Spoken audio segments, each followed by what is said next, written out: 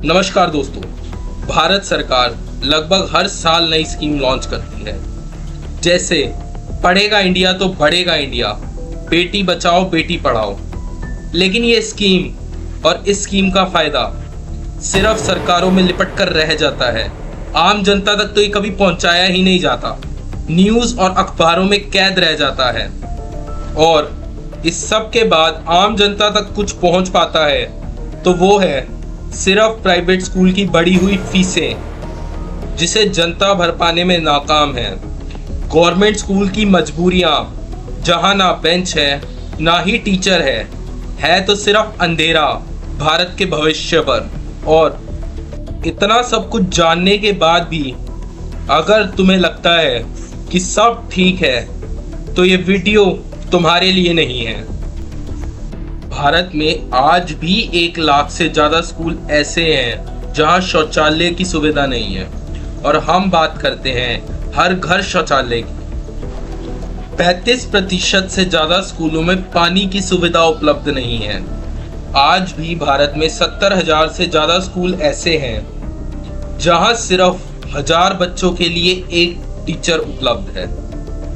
ये है education system India का, जहां हजारों करोड़ रुपए का बजट बना दिया जाता है एजुकेशन सिस्टम के नाम पर। लेकिन वो एजुकेशन सिस्टम के नाम पर जो बजट बनाया जाता है वो कभी उन तक पहुंच ही नहीं पाता। राजस्थान में पिछले 20 साल से एक स्कूल अधूरा पड़ा है, जहां बच्चे आज भी मिट्टी पर बैठते हैं। बिहार में अभी कुछ ही दिन पहले मॉनसून की वजह से स्कूल की छत गिर गई, जिसमें 50 से ज्यादा बच्चे घायल हो गए। ये है हमारा एजुकेशन सिस्टम।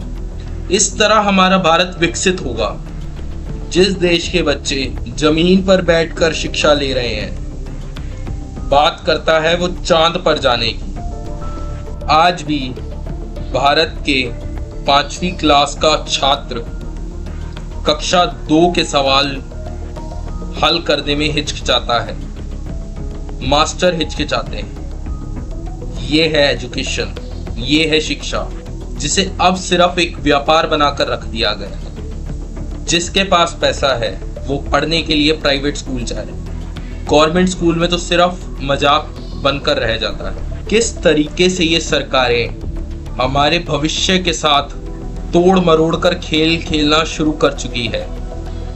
इनके बच्चे पढ़ते हैं लंदन, अमेरिका, यूएसए में, लेकिन जहां एक बाप अपना सपना देखता है अपने बच्चे को इंजीनियर बनाने का, डॉक्टर बनाने का, तो वो गवर्नमेंट स्कूल की फीस भरने में नाकाम हो जाता है और वो बच्चा भी वापस उसी सपने के खेल में दोबारा उलझ कर रह जाता है।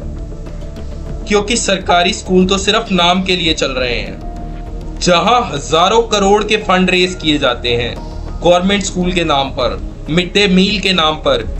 यूपी में अभी बच्चों को रोटी और नमक देकर टाल दिया जाता है। मध्य प्रदेश में अभी 9 करोड़ का फंड चोरी हुआ।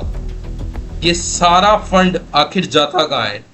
नेताओं की जेब में, जो उनके बच्चों की एजुकेशन यूके और यूएस ट्रिप में काम आता है, और गरीब का बच्चा सिर्फ दाल रोटी में ही फंसा रह जाता है। ये है भारत का सच, भारत की शिक्षा का सच।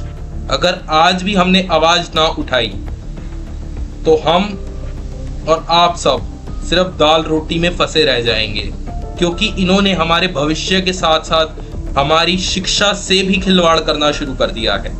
जब पढ़ाई की बजाय गरीब होने की सजा मिल जाए तो वो बच्चा नहीं, वो पूरा देश टूट जाता है। आज भी भारत में कक्षा 9 के बाद 17% से ज्यादा बच्चे पढ़ाई को छोड़ देते हैं, क्योंकि ना ही उनके घर की कंडीशन वो होती है कि वो फंड रेज कर पाए। और गवर्नमेंट स्कूल वो सब आप जान चुके हैं, वो सिर्फ हमारे वोट तक हमें दिखाए जाते हैं कि उनमें सुधार होगा, लेकिन सुधार के नाम पर सिर्फ हमारा वोट ले लिया जाता है। उसके बाद वो शायद भूल जाते हैं सरकारी स्कूलों की शक्लें। अगर आप भी चाहते हैं कि शिक्षा पर सबका अधिकार होना चाहिए, तो किस तरीके से इस सिस्टम में हम बदलाव कर क्या नए स्टेप्स उठाकर आगे बढ़ सकते हैं, कमेंट में मुझे जरूर बताइए। और वादा करो कि अगली बार किसी भी सरकारी स्कूल में कुछ ऐसा होता देखो जहां बच्चे टीचर का इंतजार कर रहे हों जमीन पर बैठकर, मिड डे मील के नाम पर उन्हें 2-2 दिन तक रोटी ना दी जा रही हो, तो इस पर आवाज जरूर उठा, क्योंकि हो सकता है आज उनकी बारी हो, कल तुम्हारे बच्चे की भी बारी हो सकती है। तो ये चीज को अभी समझना जरूरी है और इस वीडियो को हर उस आदमी तक जरूर पहुंचाना जो इस पर कदम उठा सकता है। तब तक के लिए मिलते हैं नेक्स्ट वीडियो। जय हिंद, वंदे मातरम। शिक्षा पर सबका अधिकार है और सबका अधिकार होना चाहिए। जय हिंद।